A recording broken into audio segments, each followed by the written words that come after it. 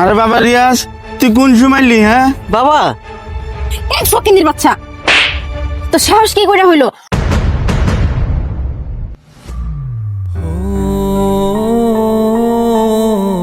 এ শোনো না, আসলেও তোমাদের গ্রামটা অনেক সুন্দর।